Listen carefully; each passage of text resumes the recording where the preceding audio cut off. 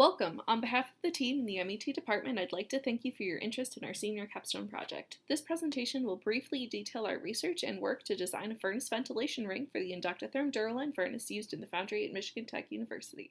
We, the team, would like to sincerely thank our sponsors, the Michigan Tech Foundry and ArcelorMittal, for their funds and support. The fundamental basis for this project is to add ventilation to the 300-pound furnace used in the foundry, to remove the fumes and particulate coming off the furnace during the melting and pouring process. No such directed ventilation is currently used, so we will be tying this area into the existing system as well. There is a clear need to have ventilation available around the area of the furnace opening, as the fumes can cause harm to the operators during a pour. To address this risk in the past, the foundry has reached out to the original equipment manufacturer for options, and a similar system to the one we have designed was quoted for approximately $8,000. Initial constraints and requirements set by the foundry are listed here, most notably the desire for a ring-style design and the desire for the device to rotate with the furnace throughout the motion of a pour to allow for continuous ventilation without interrupting access to the crucible of the furnace. The foundry stated a target budget of $1,500 for this project, and ArcelorMittal provided $500 towards our material through the ArcelorMittal Steel Warehouse Program.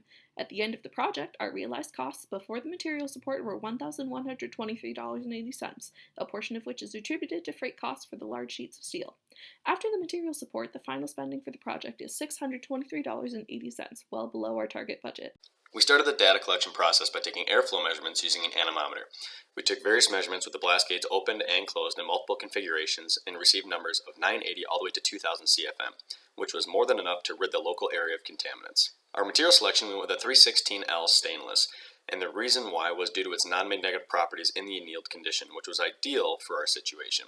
We started off our design by actually building up the environment in Solidworks. This allowed us to pinpoint the exact location of the axis of rotation so that we could put our intake there. Also, it allowed us to check to make sure there's no interference with any other parts during the rotation of the furnace. Now with the design, it was based off several other designs, several other fume hoods. The only thing different with ours is that it does not have a hood on the top, and also ours has an adjustable baffle so that you can correctly tune the system in order to achieve the ideal draw. With the FMEA, we were only concerned about two things. One, the mounting tabs, because we wanted to mount this system off the refractory to minimize heat transfer. When also was the connection joint. Due to the fact that we built up the environment, it allowed us to accurately pinpoint where that axis of rotation was, but it was still a main concern. For our design validation, CFD was used. Once we found our fluid volume, we applied a mesh to the fluid volume. As a rule of thumb, you want to have at least 3 elements through the thickness of your material when meshing. The selected mesh size was a 1/2 inch, and 3D tetrahedral elements were used. Upon completion of the mesh, we applied material properties and the boundary conditions were set. Following this, we solved the simulation for a flow analysis. We were limited by the foundry dust collection system capabilities, but we designed accordingly. The sheet metal processes needed to complete this project included cutting, bending, and welding. For cutting, we used the CNC Plasma table as shown on the right. For bending, we used a sheet metal handbrake, and for welding, we had planned on using the TIG welder in the M&M shop.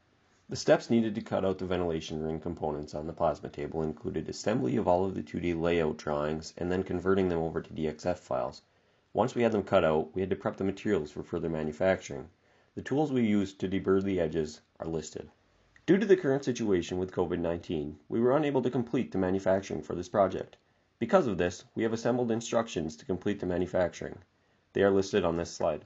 Following the ventilation ring manufacturing completion, the ventilation ring will need to be installed on the furnace, and the ductwork will need to be connected. Instructions for these steps are listed on this slide. Thank you again for your interest in our senior capstone project. Please feel free to reach out to the MET department if you have any questions.